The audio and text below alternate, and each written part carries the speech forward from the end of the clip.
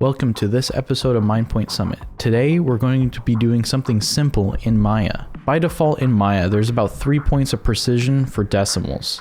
Now if you want more, it's fairly easy.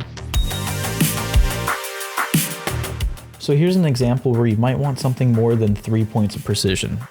Now for this wall type, I want it to be 4 13/16 of an inch.